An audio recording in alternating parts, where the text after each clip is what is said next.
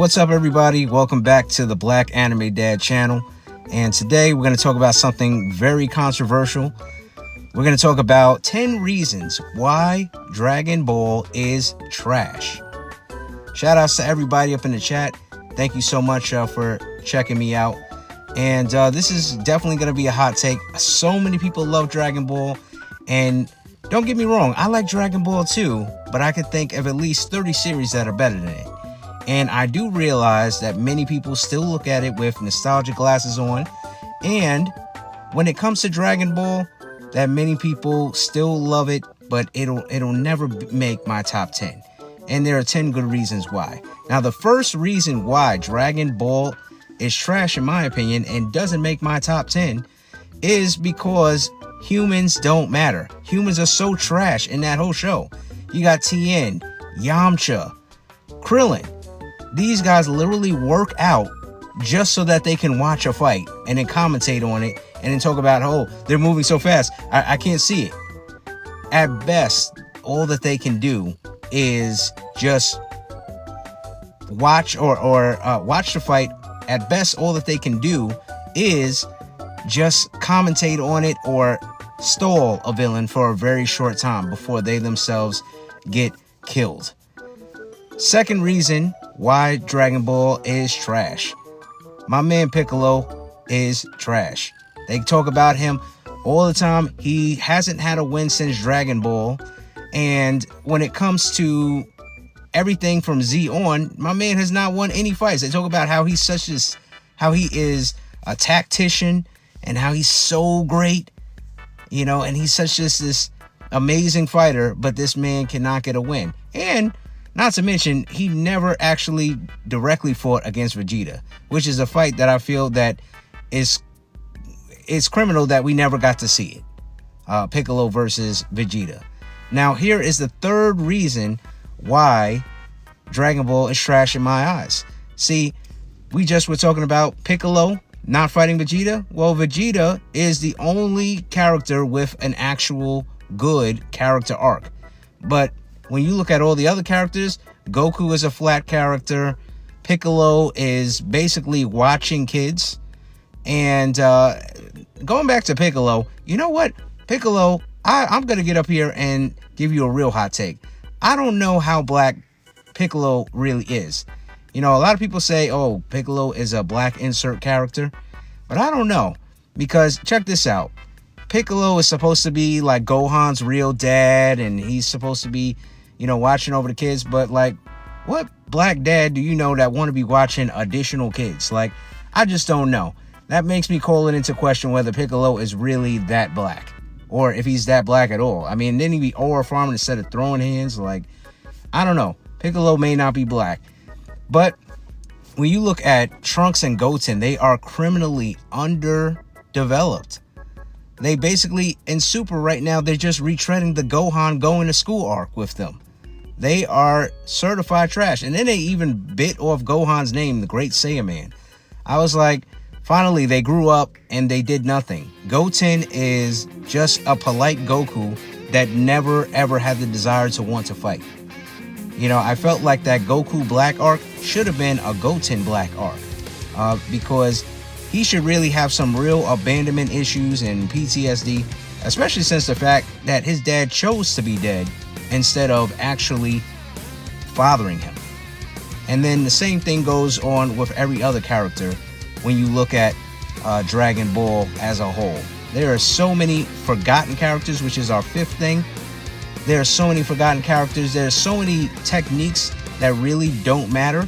Like in Dragon Ball Super, Vegeta learned how to undo fusion, which does nothing and did not help him fight the main villain. And then you have like the time that Goku read Krillin's mind. Like, why don't you do that anymore?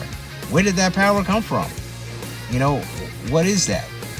And then you have, for a character, you have a character like Piccolo that literally has a clothesbeam. Why is everybody wearing the same fit almost every single arc? It is 2025 and they are still dressing almost exactly the same way that they did back in the 80s when this all started. Now, here is the sixth reason why this actual show, I think, is trash, and we should all not love it the way that we do. Dragon Ball Z's story does not translate well into adulthood. You watched it when it was on Toonami when you were a kid. It was great, but the power system is very vaguely defined. Then, when it comes to the actual story, I felt like Dragon Ball was solid, and then the beginning of Z all the way up to Frieza was solid. You know, I felt like there weren't too many things that were wrong with that. But once we hit the Android saga, things start falling apart. The level of absurdity and stupid decisions, how Cell even got to become perfect, was when it started going way downhill. In fact, when you think about it, he should have never ever been. There were so many opportunities for him to not actually make it to becoming perfect. And then Perfect Cell on top of that, Perfect Cell got exactly everything that he wanted. He became perfect. He killed Goku technically, and he definitely did mission accomplished. The only thing is that he didn't live to blow up the earth and, you know, go out into space and show everybody else how perfect he is. But when it comes to Dragon Ball, the story, the power system, what is key? You know, life energy, you know. And that leads me to the seventh reason why Dragon Ball Z is not great, and that we should all hate it, really. When it comes to the universe, it's criminally underdeveloped. You have Saiyans in a different universe that we have never gone to. You have all these different people, you have all these different characters that were introduced recently that they had an arc after the Tournament of Power, and none of them even came into play. You've opened it up now. And then when it comes to the power levels, that's the eighth thing that is really bad about this show.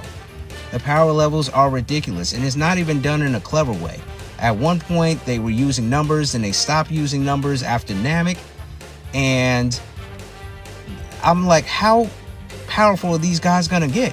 Like, they're fighting gods now. Where do we scale up from that? The power creep is just out of control. Like, these guys are like universally able to destroy people. I mean, even the weakest characters, even the humans in this show, are global threats. Krillin, Yamcha, Tien, there are multiple anime verses that they could solo on their own.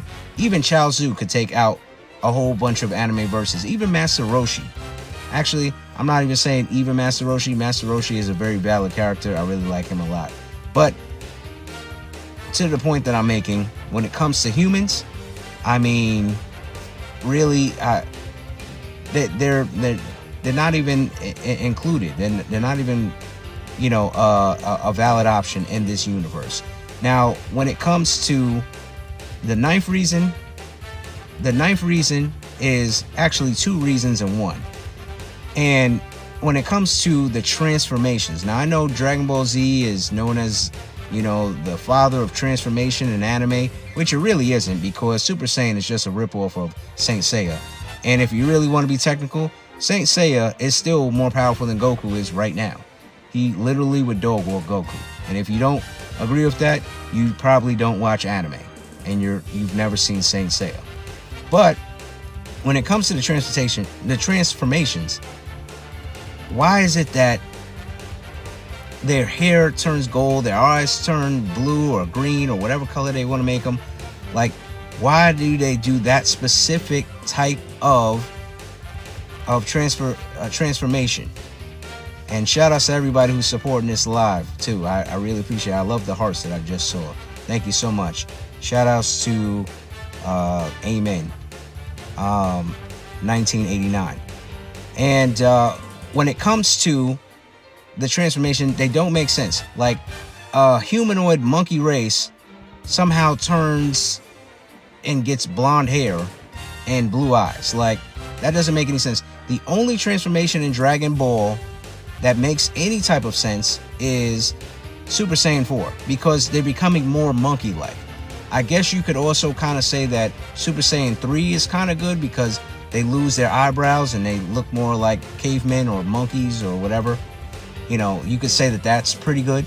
But when it comes down to it, the transformations really don't make sense for Saiyans.